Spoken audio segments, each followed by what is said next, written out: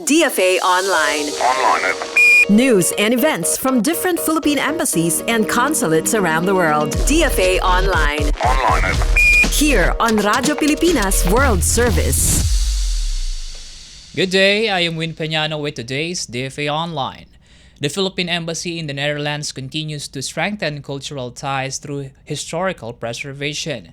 Ambassador J. Eduardo Malaya and officials from the Philippine Embassy in The Hague were presented with rare Filipiniana materials from the Leiden University Library's special collections on June 27, 2025.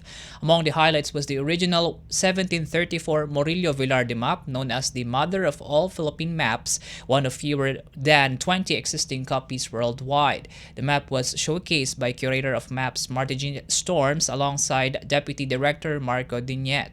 Also shown were other 18th century maps and books on the Philippines, including a 1595 Dutch map of Southeast Asia and rare publications in Dutch, French, Italian, and German. Of special interest were historical photo albums by Dutch businessman and former Manila Honorary Consul PKA Meerkamp van Amden, featuring images of the Pack of Biak na Bato and Old Manila. Ambassador Malaya thanked Leiden University for preserving these materials, calling them valuable snapshots of our past. He also donated Dutch translations of Jose Rizal's novels and embassy publications to the library. Talks are ongoing for future collaborations between the embassy and Leiden University. Leiden University, founded in 1575, is the oldest university in the Netherlands and celebrates its 450th anniversary this year. Its Filipiniana collections can be accessed online through the university's digital archives. DFA Online. Here on Radyo Pilipinas World Service. In our news, the Philippine Consulate General in Vancouver continues to promote higher education linkages between the Philippines and Canada.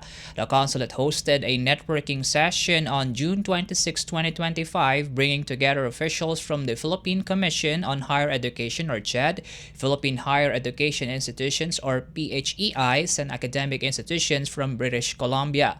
In her welcome remarks, Consul General Gina Hamoralin reaffirmed the Philippines' commitment to quality education and emphasized ongoing reforms under CHED. She highlighted the session as a way to strengthen partnerships building on the 2024 MOU between CHED and British Columbia's Ministry of Post-Secondary Education and Future Skills.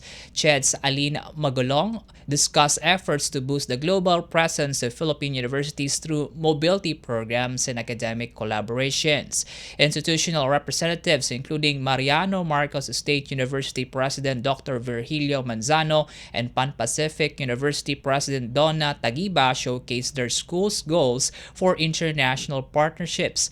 They even included an open forum and one-on-one networking capped by the signing of new MOUs between Philippine and British Columbia institutions.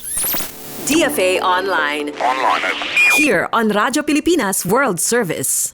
More news from the Philippine Service Post. The Philippine government continues to promote financial literacy among overseas Filipinos. The Bureau of Treasury, or BTR, in partnership with the Philippine Embassy in Jakarta, recently held an online financial literacy session on retail treasury bonds for the Filipino community in Indonesia. The session introduced retail treasury bonds as low-risk peso-denominated investments that offer fixed income and are part of the government savings mobilization program.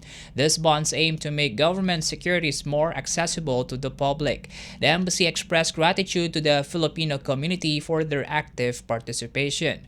A recording of the session is available online through a link provided by the embassy.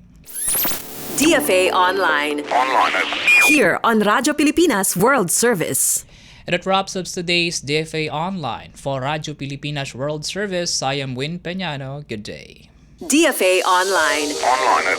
News and events from different Philippine embassies and consulates around the world. DFA Online. Here on Radyo Pilipinas World Service.